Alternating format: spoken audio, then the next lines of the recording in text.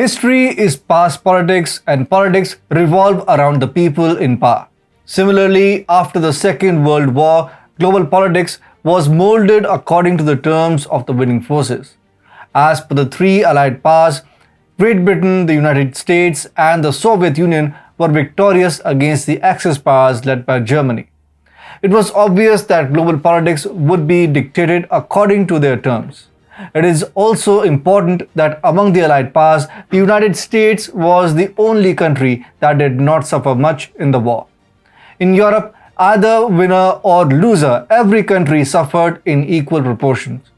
In this way, the United States economically benefited from the war and geographically located miles away from active war zones became the most powerful country in the post-war era. Namaste and welcome to TFI English, the national and socio-political analysis arm of the TFI Media Group.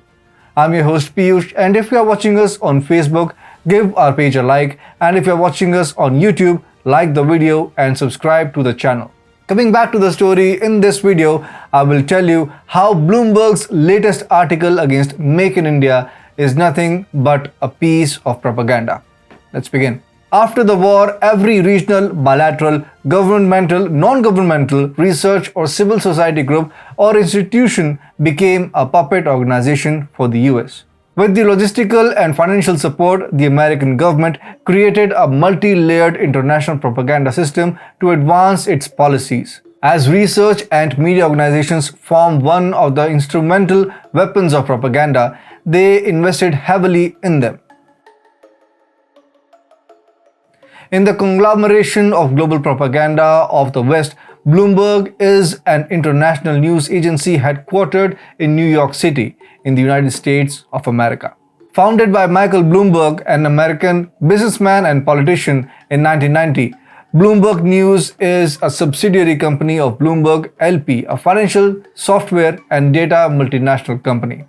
Under the complete financial authority of Michael Bloomberg, Bloomberg News creates stories, opinions, and editorials to serve their Western masters. According to the interest of Western capitalists, they manufacture paid stories with favorable facts and tried to manipulate our country's policies, laws, and regulations. In the latest attempt of such manipulation, the Bloomberg News Agency has tried to derail India's most ambitious Make in India program in the defense sector.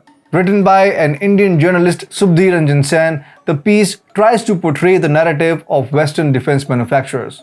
Without going deep into the data of India's export and import of defense hardware, the article very cleverly lobbied for Western defense manufacturing companies, criticizing the mandated provision of the Make in India program that obligates the domestic defense manufacturers to import 30 to 60% of components locally. The article cries for not making enough improvement. Quoting some unknown official, the article states that the Air Force will be forced to ground about half a dozen squadrons, each including 16 to 18 fighter jets. Further, quoting extreme left propaganda news portal The Wire's journalist Rahul Bedi, the article declares that Make in India for defense isn't thought through properly. It is a good slogan. Beyond that, there isn't much to show as yet. Bloomberg also claimed that last year the Indian Army advised the Defense Ministry to ignore Modi's import bans to buy a few dozen much-needed utility helicopters. From helicopters to fighter jets, submarines to missile systems, they thoroughly tried to manipulate the audience. Look at the headline of the published article. India is running out of weapons to deter China due to Modi order. In the complete article, neither have they shown the present statistics of weapons of which we are falling short, nor it shows any data which suggests that we are unable to deter China. The only thing they have tried to do is complete shaming of the very successful scheme Make in India. Full of lies, the propaganda and unknown sources quoting some cooked theories, the article is a complete propaganda piece made to derail the Atmanirbhar aspirations of India.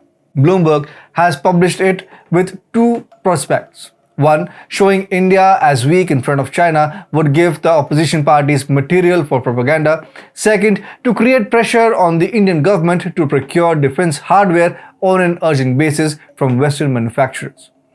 Due to sanctions, Russia is not able to meet its obligations on time, and China is adamant at the border. Considering the situation, the Western defense manufacturers hope to get billions of dollars of defense orders from India.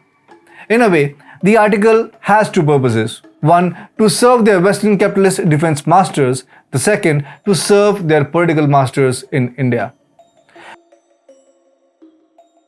When the Modi government took the oath, India was the second biggest defense importer in the world. It puts a huge burden on our defense budget. Additionally, this could prove to be dangerous in the wake of a crisis, as our defense needs could be choked anytime. The Modi government decided to make defense manufacturing a strictly internal affair. Defense manufacturing became a key focus of Make in India and Atmanirbhar Bharat. India is making indigenous defense products under three categories, namely Make 1, Make 2 and Make 3. Projects falling under Make 1 category have Union government as their funding source. The government provides 90% of the funds required for this category. Currently, 7 projects are in various stages of development under Make 1. 4 of them, named Indian Light Tanks, Terminal and Secrecy Device, Tactical Communication System and Futuristic Infantry Combat Vehicle, will benefit the Army. 3 projects, namely Airborne Electro-Optical Pod with Ground-Based System, Airborne Standoff Jammer and Communication System, will increase the security apparatus of Air Force. Under Make 2 category, the defense industry is the biggest source of funding. Make 2 projects can be termed as key pillars of the Make in India initiative. These are mainly designed to reduce India's defense imports and are funded by the newly emerging domestic manufacturing industry. Projects under this particular category deal with the manufacturing of prototypes, systems, and subsystems such as spare parts, radar systems, detection systems, instrumentation parts, and light trucks. Currently, 68 such projects of all 3 arms of our forces are in operational stages. Given the fact that it takes 10 to 15 years for an industry to get to the stage of maturity, the government has decided to take foreign companies on board as well. Projects falling under the Make 3 category provide for that. Under it, an Indian vendor can form a joint venture with a foreign original equipment manufacturer to manufacture military hardware in India. To eliminate any hurdle in defense projects, the government has also decided to set up separate defense corridors. Up until now, a total of 568 licenses for operating in these corridors have been provided to 351 companies. The target is to get a total turnover of 1.75 lakh crore rupees in local defense and aerospace goods by the end of 2024. The Ministry of Defense is speeding up the process of achieving this goal. Aligned with the Make in India program, the Modi government brought a detailed defense production and export promotion policy in 2020 to make the nation self-reliant in defense production. It envisioned to achieve a turnover of 175,000 crore rupees, including export of 35,000 crores in defense and aerospace goods by 2025.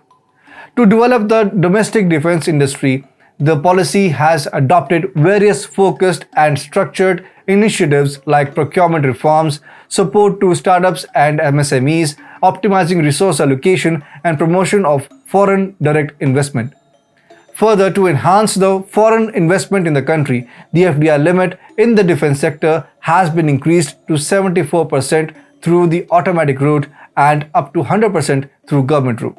The Make in India program in defense sector made a huge success in 2021-22. According to the Ministry of Defense report, India's defense exports for 2021-22 were 13,000 crore rupees, which is the highest ever export number that we have recorded in defense sector. On the top of it, the United States of America was the top buyer of Indian defense equipment. Unlike the 1962 war, this time India is fully prepared to bleed China in the Himalayan region. This time around, China's back and forth strategy was met with India's offensive capable military hardware. In less than a month after the clash, the Defense Acquisition Council of the Ministry of Defense cleared the fast-track procurement of weapons worth $5.55 billion, under which India was ordered to upgrade 59 of its MiG-29s and buy 21 more MiG-29s from Russia for about $1 billion. Further, 12 Russia-made Su-30 MKI fighter jets were ordered from the Hindustan Aeronautics Limited for $1.5 billion. To upgrade its firepower in war, the government approved the procurement of ammunition for Pinaka multi-barrel rocket launchers, an armament division of BMP-2 infantry vehicles, software-defined radios, Nirbhay land attack cruise missiles, and Astra beyond visual range missiles. Moreover, emergency procurement of Excalibur artillery rounds for M777 ultralight howitzer from the US, Igla-S air defense system from Russia, and Spike anti-tank guided missiles from Israel were also approved. Increasing the capacity of the Air Force, many air-to-air missiles, air-to-ground missiles, smart bombs, chaffs, flares, and precision-guided ammunition were procured. Further, recently procured S-400 Triumph surface-to-air missile defense system have also been deployed along the Chinese border. In its military build-up, India deployed Apache attack helicopters, Chinook weightlifting helicopters, Rafale combat jets, and advanced versions of Switch tactical drones for high-altitude areas like Ladakh and airborne early warning and control or AWACS. In its efforts to modernize the armed forces of the country, India in recent times has made a lot of big-ticket purchases of military hardware. In financial year 2022-23, out of 5.25 lakh crore rupees of defense budget, a total of 1.52 lakh crore rupees have been allotted to buy new arms, fighter jets, warships, and other military equipment. The Indian Air Force requires about 42 squadron strength of combat aircrafts, but is currently struggling with 18 squadrons. This is a grave concern for the Indian security. The 114 MRFA are planned to be acquired under Buy Global and Make in India program of the government. The project will proceed in 3 phases. In the first phase, IAF will import 18 aircraft in flyaway condition. In the second phase, 36 aircraft would be manufactured in India and the payment will be made partially in foreign and partially in Indian currency. In the last stage, 60 aircraft would be made by Indian partners and the payment will be made only in Indian currency. India is already testing its FA-18 Block 3 Super Hornet multi-role frontline naval fighter jets for the Indian Navy for its compatibility with Indian aircraft carriers. Boeing's For India by India sustainment program is aligned with the country's Buy Global and Make in India program to enhance the supply chain capabilities by partnering with local industry. The collaboration of Lockheed Martin with Tata, Boeing with Mahindra Defense Systems, and Dassault with Reliance shows that India's Make in India call has already taken its flight. According to the Stockholm International Peace Research Institute, India, with its 11% of global imports, is largest arms importer in the world. Despite knowing the fact, the writer conveniently covered it up. India still tops the list in defense procurement from the world, and it is also a fact that we don't want to top the list anymore. Thus, to boost the domestic capabilities, the Make in India program mandates every manufacturer to procure at least 30 to 60% components from domestic vendors. That's how we can create an independent defense manufacturer in India. Bloomberg's article is a complete propaganda devoid of any factual data. It is an attempt to derail the Make in India program and serve its Western masters. Earlier on November 28, 2022, Bloomberg News also seemed to lose hope in India. In the article titled "Why I'm Losing Hope in India," Andy Mukherjee of Bloomberg published a range of imaginary theories that will destroy India. After 2 years, when you read the article, this will become clear that every single future prediction was complete propaganda. Further, in May 2021, Bloomberg blamed Modi and Baba Ramdev for Colgate's diminishing growth. Even in critical COVID times, they did not hesitate to promote Western companies' propaganda. In the complete global chaos, when the world is on the verge of recession, India's export, GDP growth rate, manufacturing index and inflation, everything is on road to make India a global powerhouse. It is really astonishing to see the meltdown of the West on India's success story. These small propaganda materials are going to increase even further as India grows and the 2024 general election comes close.